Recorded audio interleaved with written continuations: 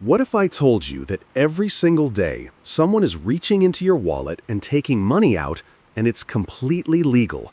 You can't see them, you can't stop them, and most people don't even know it's happening. But if you've ever wondered why your grandparents could buy a house on a single income, why your parents' dollar went further than yours, or why you're working harder than ever but somehow falling behind, you're about to uncover the truth. Before we dig into this buried financial secret, do me a favor, hit that subscribe button right now, because here on Monetary Archaeologist, we unearth the hidden truths about money that powerful people don't want you to understand. And trust me, what you're about to learn will change how you see every price tag, every paycheck, and every news headline for the rest of your life. Let me ask you something personal. When was the last time you looked at a price and thought, wait, wasn't this cheaper last year? Maybe it was your grocery bill, maybe it was rent, or gas, or a cup of coffee. Here's the thing, you're not crazy, and you're not bad with money. You're being robbed in slow motion. And the really twisted part? The people doing the robbing call it economic policy. They've given it a fancy name that sounds scientific and inevitable: inflation. But what they don't tell you is this: inflation isn't some random force of nature like a hurricane or an earthquake. It's a choice, a tool, a weapon that's been sharpened over centuries to do exactly one thing: transfer your wealth into someone else's pocket. And it works so perfectly that most people never even realize they're the target. Let's go back in time, not too far, just about 100 years. Picture this: it's 1920. You walk into a bank with a $20 bill. You hand it to the teller and you say, "I'd like my gold, please." And guess what? They give it to you. Because back then, money wasn't just paper with pretty pictures on it. It was a promise, a receipt.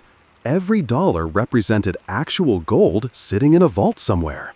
Governments couldn't just create money out of thin air. If they wanted more dollars, they needed more gold. Simple as that. This wasn't some ancient system either. This was the modern world. People had cars, radios, movies, but their money? It was backed by something real. Now here's where it gets interesting. Because of that gold backing, governments couldn't cheat. If they spent too much money, they'd run out of gold. If they printed too many bills, people would come to the bank and demand their metal back. It kept everyone honest. Inflation barely existed. Your grandfather could put money under his mattress for 20 years, dig it up, and it would buy almost the same amount of stuff. Can you imagine that today? Putting cash under your bed and expecting it to hold its value?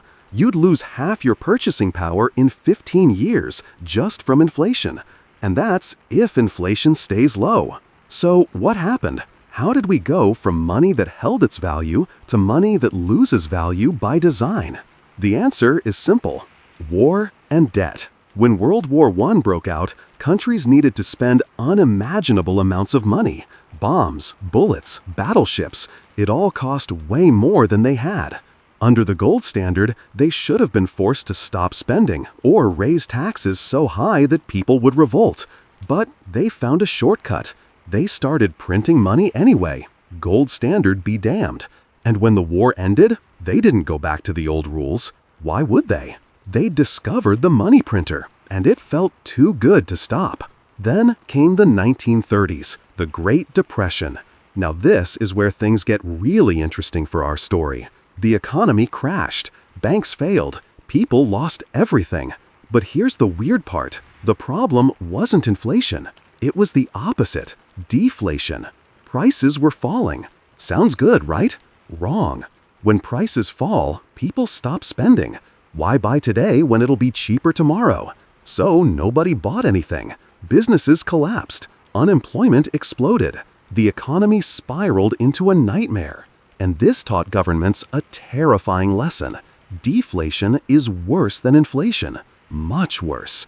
Because when prices fall, debt becomes impossible to pay back. Every dollar you owe is worth more tomorrow than today. It's like trying to swim with weights tied to your ankles. So after World War II, when countries were buried under massive debt, we're talking debt bigger than their entire economies, they made a decision. They decided to use inflation as a solution, not by accident. On purpose. Here's how it worked. Let's say a government owed $1 trillion in 1945. That's a crushing, impossible amount. But if they let inflation run at just 5 or 6% a year for a couple decades, something magical happens. That $1 trillion in debt is still there on paper, but it doesn't feel like a trillion anymore, because the money itself is worth less. It's like if you borrowed 100 pounds of gold, but when it came time to pay it back, gold had gotten lighter. You'd still give back 100 pounds, but it would be way easier to carry. That's what inflation does to debt. It melts it away. Governments loved this. They could borrow as much as they wanted and let time and inflation make the debt disappear. But here's the catch. While the government's debt was melting away, so was your savings. Every year, your money bought a little bit less. Your paycheck didn't go as far. Your retirement fund lost value, even though the number in your account stayed the same. You were paying for the government's debt, not with taxes, but with the silent erosion of your purchasing power. Then, in 1971, something happened that changed money forever. President Nixon went on TV and made an announcement. He said the United States would no longer exchange dollars for gold. Just like that, the gold window slammed shut. He called it temporary. It's been over 50 years.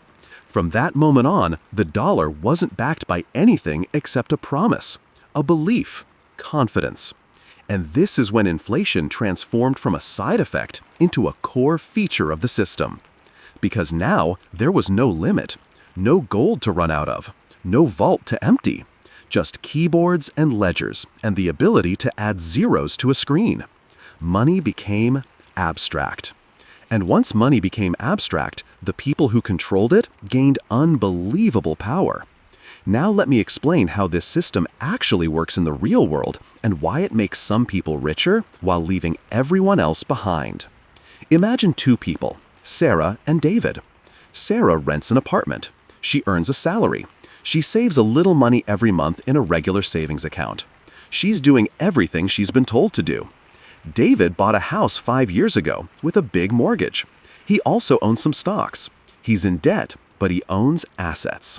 Now let's fast forward 10 years with 5% inflation every year. Sarah's savings account might give her 2% interest, but inflation is 5%. So every single year, she's losing 3% of her purchasing power. After 10 years, her money has lost nearly a third of its value. Meanwhile, David's mortgage, the amount he owes, stays the same. Let's say it's $300,000. But because of inflation, his salary goes up. Prices go up. His house value goes up. That $300,000 he owes, it feels smaller every year. And his house, which he bought for $400,000, might now be worth $600,000. David didn't work harder. He didn't get smarter. He just owned things while money lost value. Sarah worked hard, saved responsibly, did everything right, and the system punished her for it. This isn't a story. This is math. This is reality for millions of people. There's a term for this. It's called the Cantillon Effect. It's named after a French economist from the 1700s who noticed something strange. When new money enters the economy, it doesn't spread evenly. It benefits whoever gets it first. Back then, it was kings and their cronies. Today, it's banks, governments, and big corporations. When central banks create new money, where does it go first? Not to you, not to me. It goes to financial institutions, big banks, hedge funds. They get to borrow it cheap and invest it before prices rise. By the time that money trickles down to regular wages and paychecks, prices have already adjusted. You're getting the money last when it's worth the least. That's not a bug. That's the design. Let's talk about 2008, the financial crisis. Banks had gambled with mortgages, lost everything, and the whole system almost collapsed. What happened next? Did the banks fail? Did executives go to jail? Did we rebuild a fairer system? Nope. Central banks printed trillions of dollars and used it to buy up bad assets. They called it quantitative easing. Sounds technical, sounds smart. But here's what it really meant. They created money out of thin air and handed it to the banks to save them. Stock markets recovered. Real estate prices bounced back. The wealthy got wealthier. And the average person got nothing. Wages stayed flat. Jobs disappeared. Savings earned zero interest. But if you owned stocks or property, you made a fortune. This wasn't a recovery. It was a wealth transfer. And inflation was the delivery system. Then 2020 hit. Pandemic. Lockdowns. The economy stopped. Governments panicked and opened the floodgates. They sent checks to people. They gave loans to businesses. Central banks printed money faster than ever before in human history. For a moment, people thought, finally, the money's coming to us. And some of it did. But guess what happened next? Prices exploded. All that new money chasing the same amount of stuff meant everything got more expensive. Housing went insane. Used cars cost more than new ones. Groceries jumped 20, 30, even 50%. The stock market hit record highs. Billionaires added trillions to their net worth. And regular people? They got stimulus checks that didn't even cover the increase in rent. Once again, inflation did what it always does. It rewarded the people who already owned things and punished everyone else. Here's the part that'll really blow your mind. Governments and central banks know all of this. They're not stupid. They understand exactly how inflation works and who it benefits. But they can't stop. Because the entire modern economy is built on debt.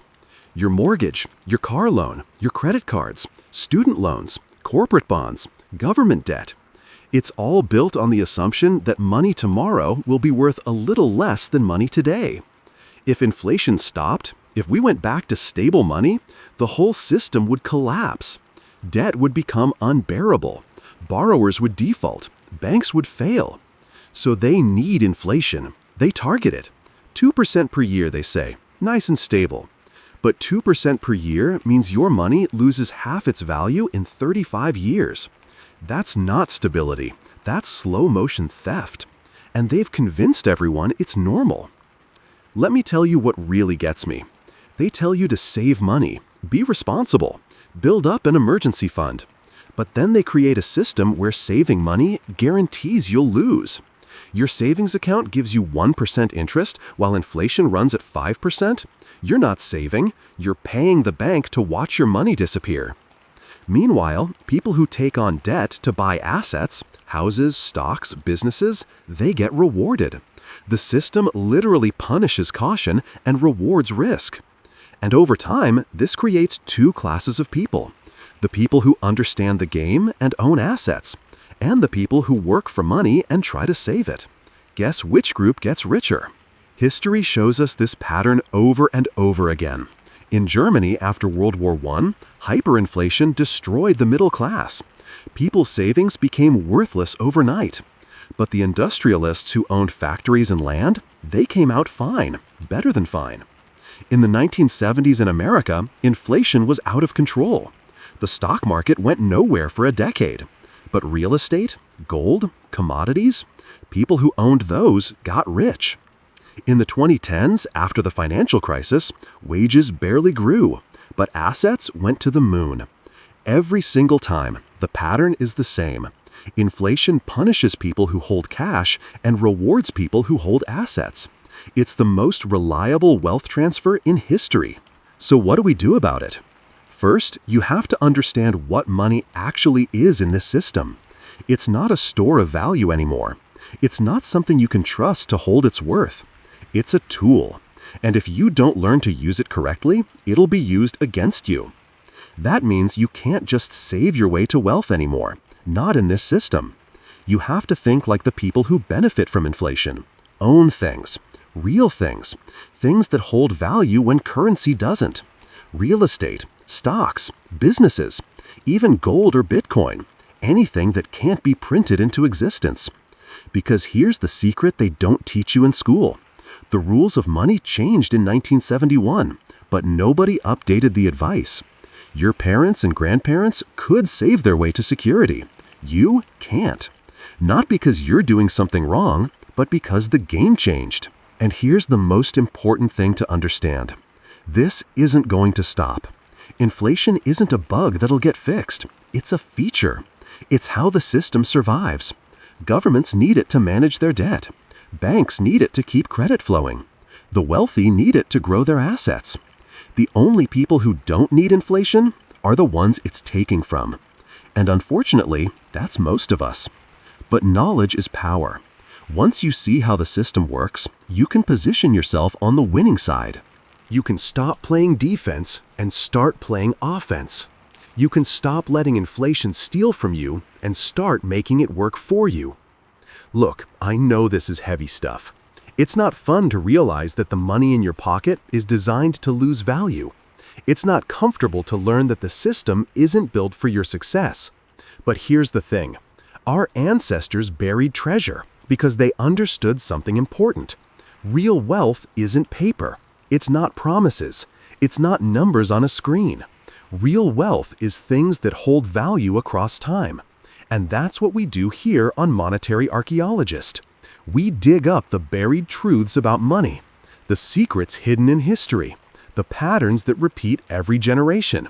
Because once you understand how money really works, you can't be fooled anymore. You can't be quietly robbed by inflation. You can't be trapped by a system designed to keep you running in place. If this video opened your eyes, hit that like button and subscribe, because there's so much more to uncover. And every piece of financial history we dig up gets you one step closer to real freedom. Thanks for watching. I'll see you in the next excavation.